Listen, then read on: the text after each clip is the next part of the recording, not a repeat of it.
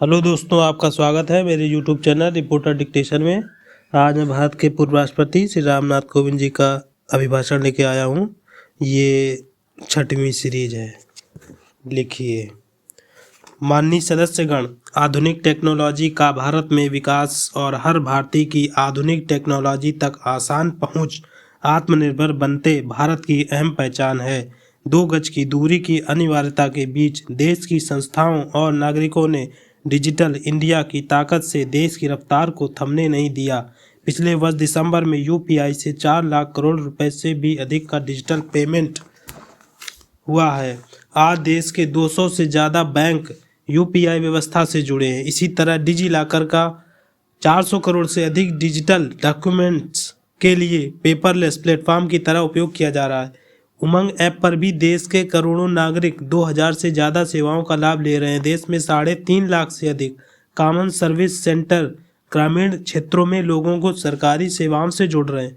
इसी क्रम में इंडियन स्टाम्प एक्ट में संशोधन करके अब देश में ई स्टैंप की व्यवस्था भी लागू कर दी गई है। जनधन खातों, आधार और मोबाइल की त्रिशक्ति ने लोगों को उनका अधिकार सुनिश्चित किया है। इस जैम त्रिशक्ति की वजह से 1,80,000 करोड़ रुपए गलत हाथों में जाने से बच रहे हैं। मेरी सरकार द्वारा राष्ट्रीय डिजिटल हेल्थ मिशन के जरिए चिकित्सा सेवाओं को डिजिटल बनाने की शुरुआत भी की गई है। इसके माध्यम से आने वाले समय में देश के नागरिक डिजिटल अपॉइंटमेंट, डिजिटल रिपोर्ट के साथ साथ डिजिटल हेल्थ रिकॉर्ड जैसी सुविधाओं का लाभ उठा सकेंगे। हमारा अपना नेविगेशन सैटेलाइट सिस्टम नाविक भी आज भारत का गौरव बढ़ा रहा है। इसका लाभ अब हजारों मछुआरों साथियों को मिल रहा है। हाल में नेशनल एटॉमिक क्लॉक और भारतीय निर्देशक द्रव्य प्रणाली के रूप में नए मानक भी राष्ट्र को समर्पित किए गए हैं। इन स्वदेशी समाधानों से भारत के प्रोडक्ट्स को अंतर्राष्ट्रीय मानकों के अनुरूप बनाने में मदद मिलेगी। टेक्नोलॉजी का यह अभियान देश की लोकतांत्रिक संस्थाओं को भी सशक्त कर रहा है। इस देश में राष्ट्रीय ई विधान ऐप के जरिए देश की सभी विधानसभाओं, विधान परिषदों और संसद के दोनों सदनों का डिजिटलीकरण किया जा रहा है। राज्य विधानसभाओं में नेशनल ई विधान एप्लीकेशन यानी नेवा का कार्यान्वयन विधायी और लोकतांत्रिक प्रक्रियाओं के संचालन में एक नए युग की शुरुआत करेगा। माननीय सदस्यगण, हमारी संसद लोकतंत्र में देशवासियों की बढ़ती हुई भागीदारी और नए भारत की आकांक्षाओं की पूर्ति का एक महत्वपूर्ण माध्यम है। पहले की सरकारों में तथा संसद के सदनों में यह बात उठती रही है कि संसद की यह इमारत हमारी वर्तमान आवश्यकताओं को पूरा करने में अपर्याप्त सिद्ध हो रही है। संसद की नई इमारत को लेकर पहले की सरकारों ने भी प्रयास किए थे। यह सुखद संयोग है कि आज़ादी के 75वें वर्ष की तरफ बढ़ते हुए हमारे देश ने संसद की नई इमारत का निर्माण शुरू कर दिया है।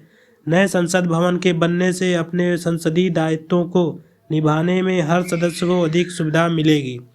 माननीय सदस्यगण, देशवासियों ने जिस तेजी से तकनीक और बदलाव को आत्मसात किया है वह इस बात का प्रमाण है कि आज हर भारतीय देश को नई ऊंचाई पर पहुंचते हुए देखने के लिए कितना आतुर है। देशवासियों की आकांक्षाओं को ध्यान में रखते हुए मेरी सरकार तेजी से निर्णय ले रही है और अर्थव्यवस्था से जुड़े हर सेक्टर में ऐसे सुधार कर रही है जिनकी प्रतीक्षा वर्षों से थी।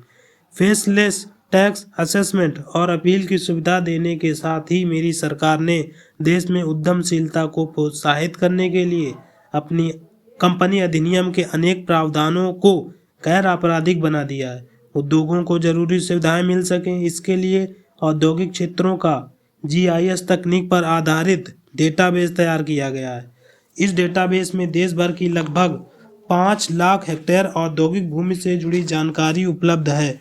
मुझे खुशी है कि संसद के दोनों सदनों ने श्रमेव जयते की भावना पर चलते हुए श्रमिकों के जीवन में बदलाव लाने वाला निर्णय लिया है। 29 केंद्रीय श्रम कानूनों को कम करके 4 लेबर कोड बनाए हैं। इन श्रम सुधारों में राज्यों ने भी अगुवाई की है। इन सुधारों से श्रम कल्याण का दायरा बढ़ेगा, श्रमिकों को निश्चित समय पर मजदूरी मिल पाएगी और रोजगार के ज़्यादा अवसर तैयार होंगे।